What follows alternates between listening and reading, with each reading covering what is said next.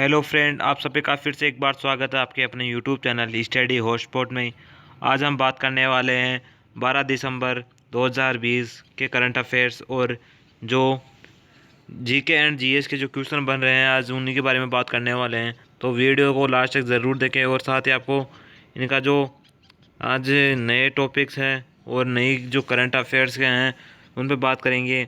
तो आपको बता दें कि हाल ही में किस बैंक ने आत्मनिर्भर महिला स्वर्ण योजना शुरू की है। तो ये बैंक ऑफ बड़ौदा ने अभी हाल ही में ये आत्मनिर्भर महिला स्वर्ण योजना जो है वो जारी की है। तो आपको बता दें कि इसके अंदर बड़ौदा बैंक ने गोल्ड लोन के तहत आत्मनिर्भर महिला आयोग के शुरुआत की है और इस योजना का उद्देश्य भारत की आत्मनिर्भर महिलाओं को लक्षित करना है। और इस योजना के तहत बैंक महिलाओं को 0.50% की रियायत पर ऋण उपलब्ध कराएगी। जो अगला क्वेश्चन है वह है और साथ ही इसको बता दें गोल्ड लोन स्कीम के तहत bank agri and gold loan 0.25 से प्रतिशत रियायत और रिटेल को 0.50% की रियायत देगी। और सेकंड क्वेश्चन के बारे में बात करें तो विश्व आर्थिक मंच 2020 निम्न में से किस कहाँ आयोजित किया जाएगा, तो आपको ये बताना है।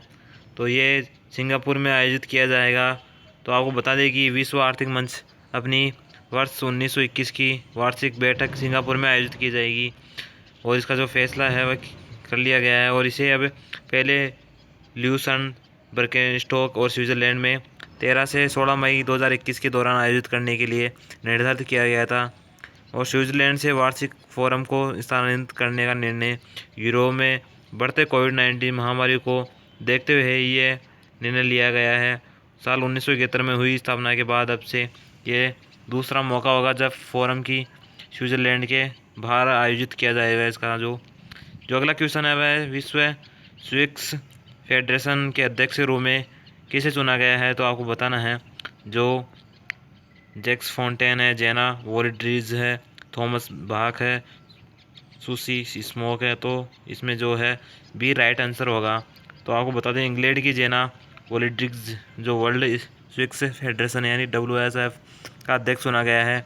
वे साल 1967 से यानी 67 से में स्थापित किया गया था और फेडरेशन की 10वीं WSF अध्यक्ष होंगे। और न्यूजीलैंड की जो सुसी सिमकोक के बाद अध्यक्ष बनने वाली दूसरी महिला है और वे फ्रांस से निवर्तमान अध्यक्ष जैक्स फोंटेन की जगह लेगी। और इससे पहले साल 2013 से 2019 के दौरान यूरोपीय स्विक्स फेडरेशन के अध्यक्ष के रूप में भी वह 6 साल काम कर चुकी है।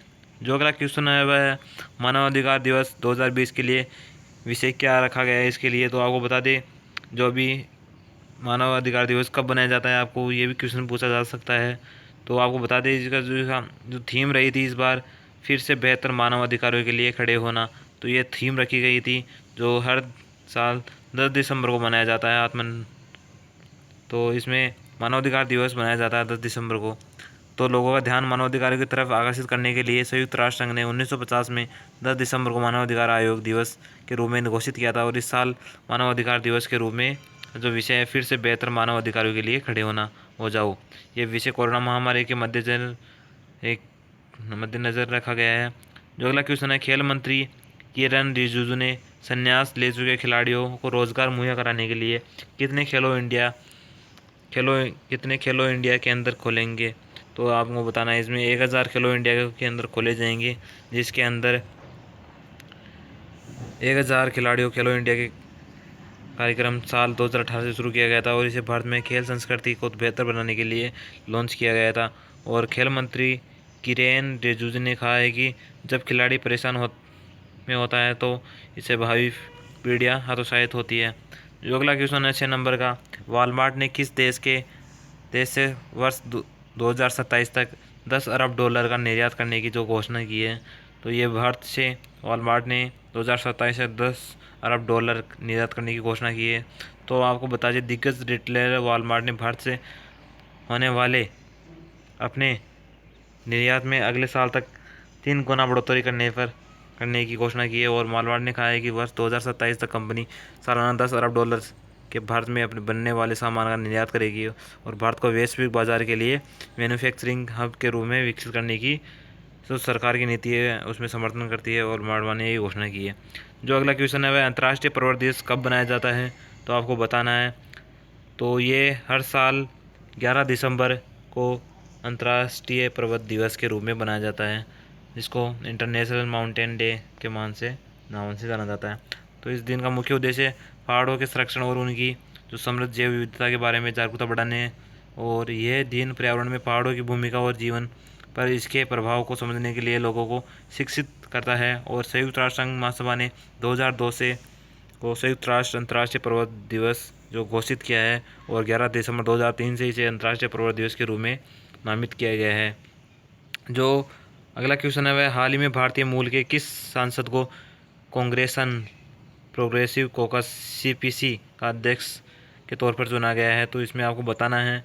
तो प्रमिला जयपाल को है, इनको भारतीय मूल की अमेरिकी सांसद है प्रमिला जयपाल को अमेरिका संसद की कांग्रेसनल प्रोग्रेसिव कॉकस यानी सीपीसी का अध्यक्ष के तौर पर चुना गया है। और सीपीसी अध्यक्ष के तौर पर चुने जाने में से जयपाल अमेरिका में 117वीं कांग्रेस के सबसे ताकतवर सांसदों में से होगी, और अमेरिका में यह पद प्रभावी और अनुभवी सांसदों को दिया जाता है। उन्होंने इस अवसर पर कहा है कि सीपीसी रंग भेद को खत्म करने और गरीबी और असमानता को निपटाने जैसे कामों को प्रमुखता देगा, और देश में परिवर्तन लाने का जो मार्ग है वो प्रशस्त करेगा।